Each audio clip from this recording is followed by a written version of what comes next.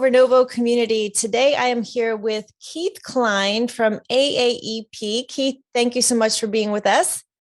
Delighted to be here. Appreciate the time. Awesome. So you are the director of, tell us. Industry relations. Industry relations, yes, for Yeah. AAEP. So first tell us what AAEP is. Well, so the AAEP is short for, and in the horse world, we like acronyms like that, but it's American Association of Equine Practitioners. So this is a group of equine specific veterinarians. So these are the horse doctors, and we have about 10,000 members worldwide. And we'll be having our annual convention coming up here this coming weekend in Nashville, Tennessee. That is so exciting. And we're thankful you're able to meet live in person this year. Yeah, we've gone through a lot of efforts to make this happen. We went virtual last year. It was still successful, but nothing's like the same being in person. But as doctors of veterinary medicine and doctors as a whole, we are working to make it a safe environment for everybody, and looking forward to seeing many of our colleagues in person. Absolutely. So Keith, you're also the director of the Foundation for the Horse. Tell us about that. So the Foundation for the Horse is the charitable arm of the AAEP. The foundation has been around about 27 years now, and we support programs including education, and that helps educate veterinarians, students, and we provide scholarships. We also support equine research and programs for education and research projects themselves. And our third arm of the foundation is Horses at Risk.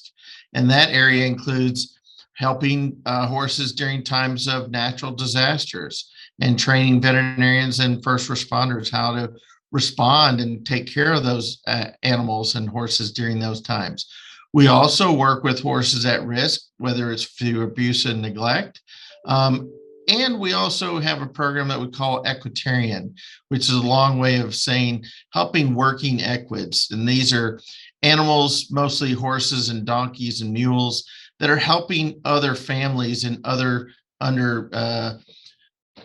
countries that really need those animals to kind of help them go to school, help them go to market, help them get water. So it's like human doctors going into these environments, but these are veterinarians going in and not only providing care and welfare for these animals, but also teaching those owners and those local veterinarians how to better care for their animals. Wow. So it's the mission field for horses. That's an incredible ministry. And we're so thankful that you're out there being the hands and feet, the veterinarians who are in the trenches for the health and welfare of these horses. Keith, I know there's probably thousands of stories that have benefited from the foundation. Can you share one that comes to mind across any of those different areas that you talked about? Well, you're exactly right. There are so many stories, and I've been with the association now almost 17 years. I look back at disasters as one area that we have really improved upon. It's difficult when you're in disasters to deal with the situation, and we're very fortunate that our veterinarians in the field, on the ground, are there immediately. And we've worked over time. I remember when I first joined the association in 2005, everyone probably remembers, at least in the United States, Hurricane Katrina, which ravaged Louisiana and New Orleans. And that was really our first involvement. And it was an outpouring of people knowing that veterinarians are a trusted source. And that was really our first impetus to get into the disaster preparedness and response efforts. But what I have seen over the time that I have been here, and the responses have improved. People have learned from other disasters, and disasters are going to continue to occur. Whether or not you believe in climate change or not, we know there are disasters, whether there are wildfires, which are occurring, in the West, We have flooding occurring on a regular basis. We have tornadoes. We have hurricanes. And every one of these we learn from. The veterinarians, the horse owners learn from. One benefit is that they're learning how to evacuate better. We have improved response time, and we've improved communication, that the local communities know how to build those relationships in advance. So they have the people that when they are in times of need, they can go to and do those things quickly. But mostly it's the response from giving individuals, whether it's veterinarians, horse owners, organizations, they step up quickly. And they know that our foundation is known for its response. We respond quickly. We are able to do things quickly. And that's something that I think we have been very, very proud of. Wow, Keith, that is fabulous. What a monumental effort. I can only imagine the strategy and resources that it takes to make that happen. It's incredible. And we're so thankful that you and your team are out there doing those things. At Renovo, we love for horses, to be healthy and well also. And we look for organizations like the Foundation for the Horse to support.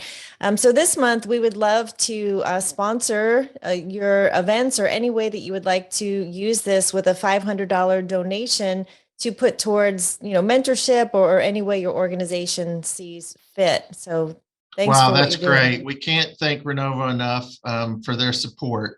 And we will promise that we will be good stewards of that gift as we are with all other gifts from any of our donors.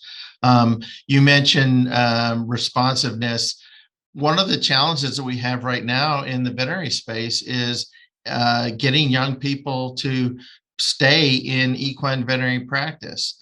Due to COVID, the response and involvement of small animals has been very positive, but that's drawing some of our equine practitioners away from equine veterinary medicine. So we need people to be responsive. We need owners, horse owners out there to know that young people need our support, and we need to have positive vibes going out to them. We know that they're learning through this process of education because we need horse doctors to maintain and help our horses into the future.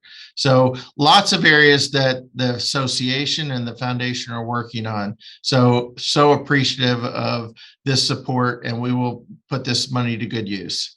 Absolutely. Well, you're speaking to my heart. I actually have a sophomore in college. My girl is in a vet tech program, so I hope she's out there doing her part. Hey.